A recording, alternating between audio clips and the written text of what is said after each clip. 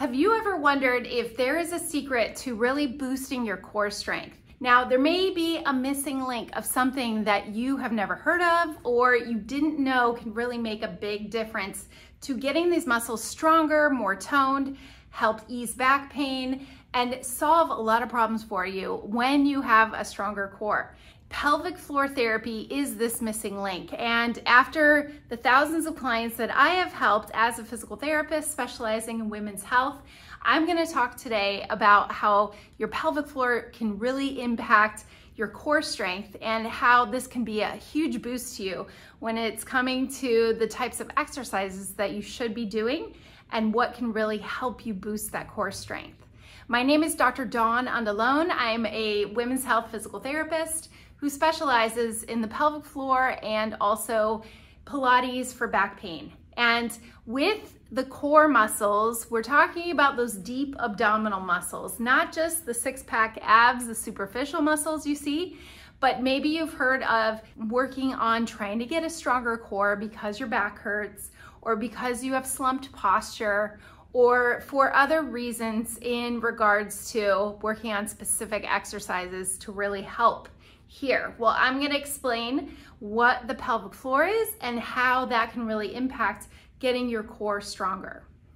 So when we consider your pelvic floor, it really is the bottom part of your core. It's a whole system that needs to work together. And having a stronger core means that your pelvic floor here at the bottom in red, the bottom part of your pelvis, it supports your pelvic organs and it helps for sexual function, and it also gives that bottom part of your core and makes it your abdominal wall actually function much better. Now, how does this work? Well, your core is made up of your diaphragm at the top, your breathing muscle, and your pelvic floor muscles are at the bottom. So that needs to move and sync together with your breathing. Well, if you just work on that abdominal wall and you're always focused on your abs and strengthening there, and we're never really addressing the other parts to it, like your spine stabilizing muscles in your back, your diaphragm at the top, and your pelvic floor at the bottom, then you may just work on muscles in not a very efficient manner. So pelvic floor therapy is going to focus on how these muscles can function correctly in regards to helping the whole core system work properly. If you've ever heard of doing Kegel exercises or just tightening these vaginal muscles, that is not solely pelvic floor therapy. And I think that's a misconception with a lot of people. So if you're just told to contract those muscles, there is a lot more to it, because if you have a fully optimal, strong core that is very efficient and working the way that it should, you should not have any symptoms around this area, whether that's bladder leaking, urgency, pain with intercourse, back pain, sacral pain, or even having an abdominal separation after a surgery or after pregnancy. Those things are all related to the whole core system, that when the pelvic floor muscles are addressed, it can actually help heal those things a lot faster as well. And I see this firsthand all the time where people are doing specific abdominal exercises thinking like just doing planks or just doing crunches is really going to strengthen your abdominals, when in fact their pelvic floor muscles, they're holding them tight or they are very weak. So depending on what those muscles are doing, you're never gonna get the outcome and the result that you want through what you think is the core or your abdominals. And many people as well, if they're holding a lot of tension in these muscles down here, they're short and tense, then you're gonna be putting extra pressure into your abdominal wall. And that's important for healing things like I mentioned, diastasis recti and having a separation there, or things like prolapse, or even back pain, because you're gonna put a lot of extra stress and pressure there when those muscles should know how to let go, but they also should know how to contract and work properly when called upon.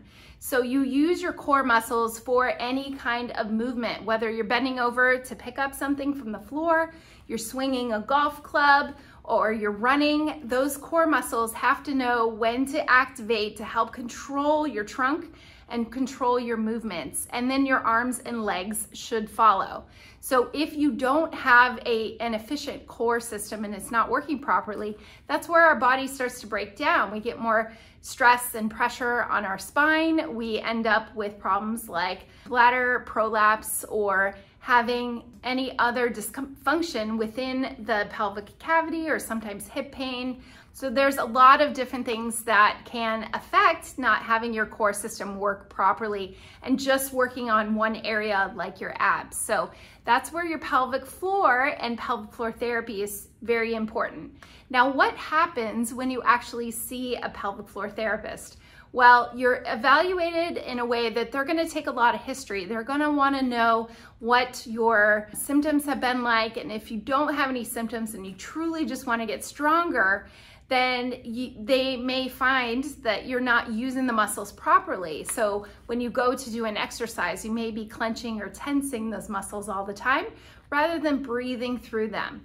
We teach this a lot when it comes to Pilates-based exercise, and if you've ever heard of Pilates, it really is an exercise system that addresses the whole core. So with your breathing and your diaphragm muscles, your pelvic floor muscles at the bottom, your abdominals and your back muscles, how that all works together to support yourself. And in Pilates, you're in different positions and challenging this midsection of your body in those different positions.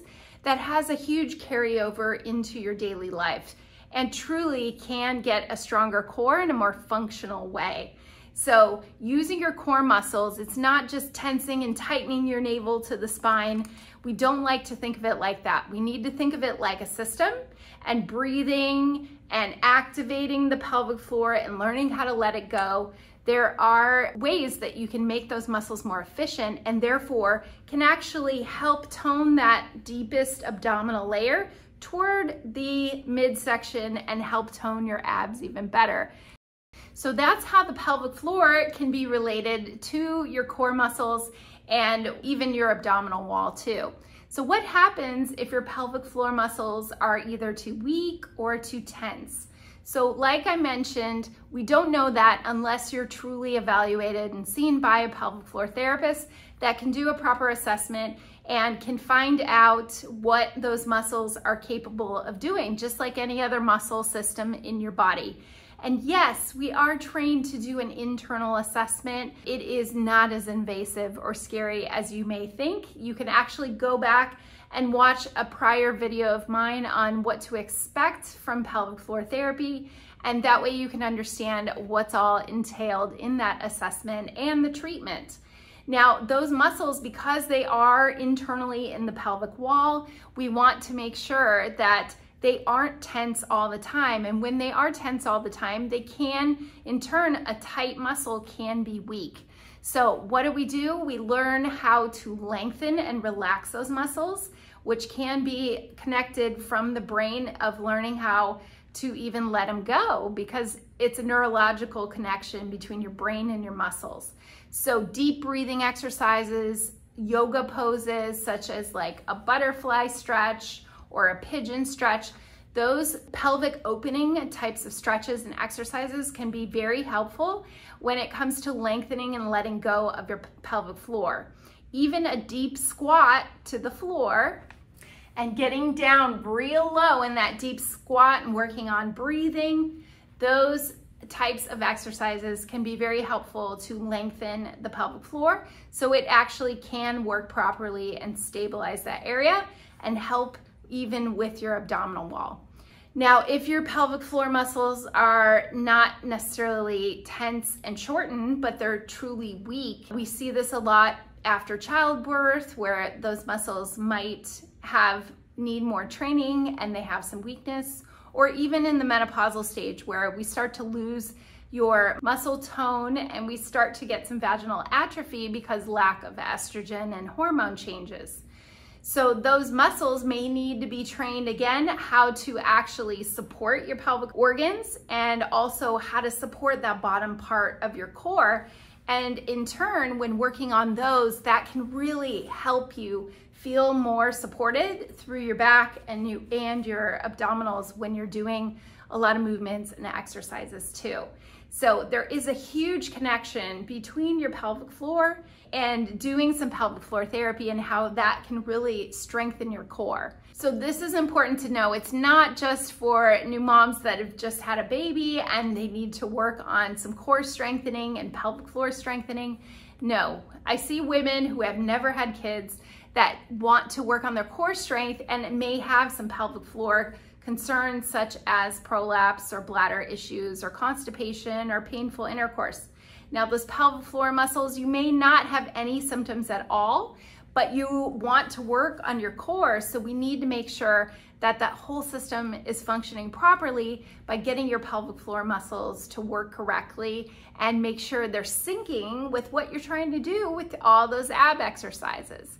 So it is a misconception that only postpartum women may need to work on their pelvic floor, but this comes in all stages of life. And from the menopausal stage, perimenopause to menopause and beyond, this is something that you want to address, is the whole core system and getting everything working properly so you can have less pain in life as you age and also have less breakdown of your spine and even get a more toned midsection and keep that throughout your years.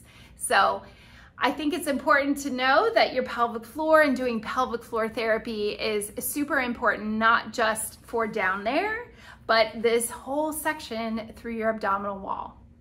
One other caveat that I want to mention is women that may be dealing with endometriosis, PCOS, or any chronic painful condition that has to do with those muscles down in your pelvic area.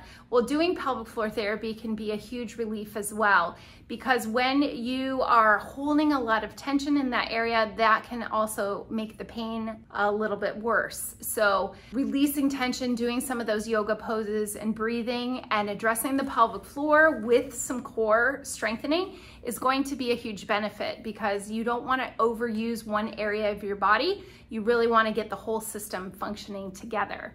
So I hope that was able to shed some light on what could be the missing link to why your core is not getting strong enough, or what you might be trying to do these ab exercises, but you have not addressed the pelvic floor. Seeing a pelvic floor therapist or talking to one about proper ways to work on and know if your pelvic floor muscles are functioning properly can be a huge benefit.